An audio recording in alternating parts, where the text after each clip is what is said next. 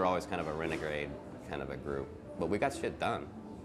But the work was really the sound manager, which was this complete rewrite that ended up fixing a lot of problems and ported it from all this nasty assembly code and rewrote it in C and like made it actually go like 10 times faster. And then right about the same time that we got the sound manager working, I started working inside of the moonlight hours over in the forbidden zone of what the QuickTime guys were doing. They were hiding out in the networking building. And the original idea was, now we got these CD-ROMs. They're not just bigger floppies. What can we do with them? I know, let's make movies. And so that's where the postage stamp movie idea came from was, you know, you couldn't put one on a floppy, but you could put one on a CD-ROM. So, you know, taking advantage of the new media. And so that was the basic idea for QuickTime. And then that invented all these other ideas of how do you compress audio, how do you compress video, how do you stream it, how do you play it, how do you synchronize it, how do you do all these things in real time, how do you control it, and, you know, and then QuickTime turned into this entire industry based upon that basic idea. The people on the outside think that, you know, it's like this wonderful world of Oz or Disney going on, and all of us are just all these brilliant, amazing, happy people, and like, it's not. It's like a sausage factory, man. You really don't want to know how this stuff happens. A lot of it is just bad arguments and politics and working around the rules and not doing the right thing and apologizing for it later and getting fired a few times. I mean, that's how things got done. It's definitely like, you know, don't pay attention to the man behind the curtain. You know, there's a lot of that kind of stuff, and like, you really want to know how this stuff is built. And to me, it's embarrassing. Like, there's always big flaws to a lot of the stuff, you know?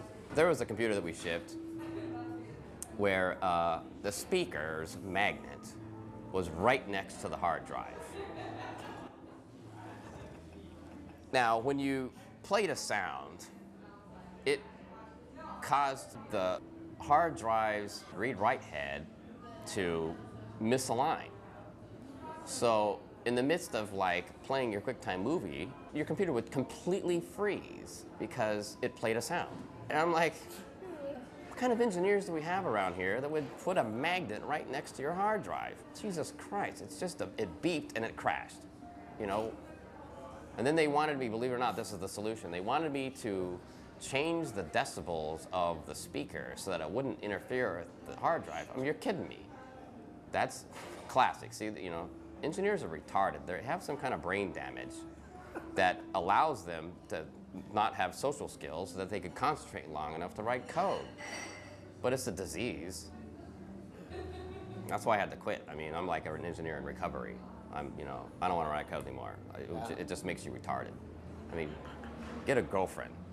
Get a life.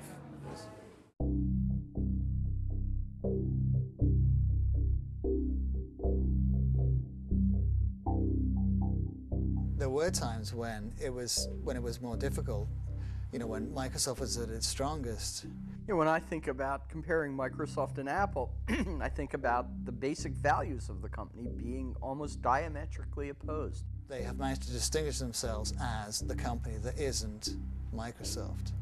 And I think there is a lot of Mac users who choose to use a Mac for that reason, that it isn't a Windows machine. I've used Windows to the extent that I've had to use Windows.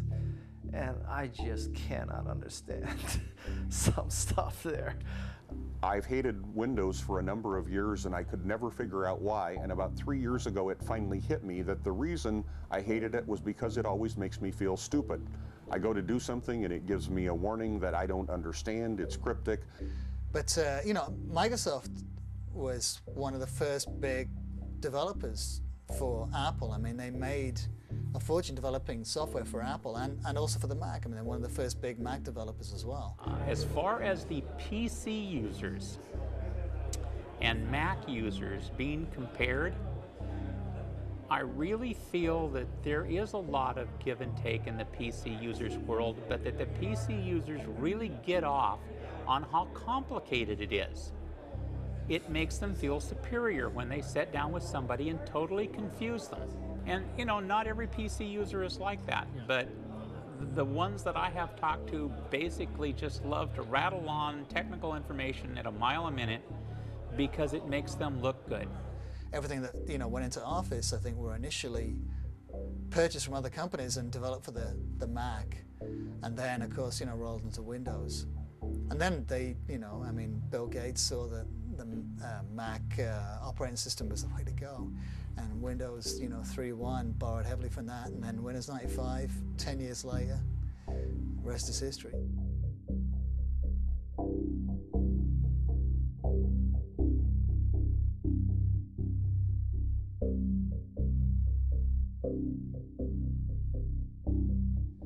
To start us off in the right direction is an individual who really needs little introduction.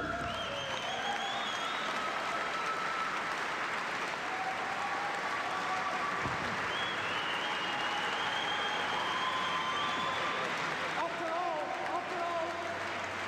Steve Jobs has been around since the very first Macintosh. So please join with me now and welcome from Apple Computer, Steve Jobs.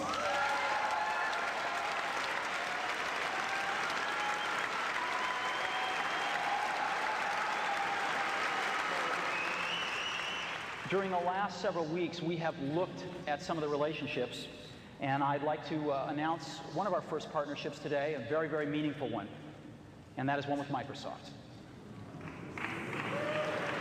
One of the things that I hear over and over again, always from Windows people, of course, is that Microsoft saved Apple from certain doom by giving them $150 million.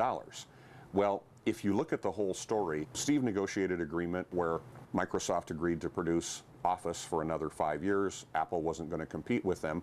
At the same time, Microsoft made an investment of $150 million in Apple stock that particular day. That served two purposes. One, it made it look like Microsoft was confident in Apple's survival because they wouldn't have bought stock if they didn't.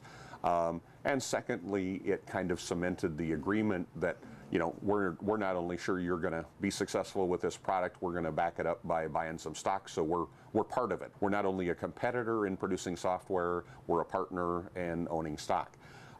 What most people don't tell you is that they didn't need the money for Microsoft to survive. This was all a marketing game, and a lot of Windows people don't understand that. Microsoft didn't save Apple.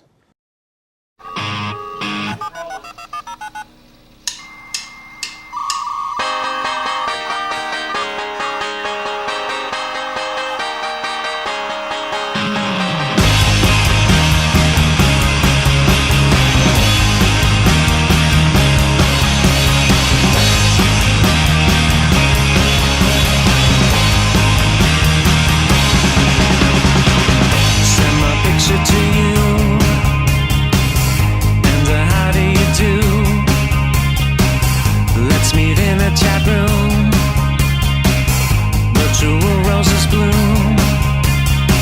You were the perfect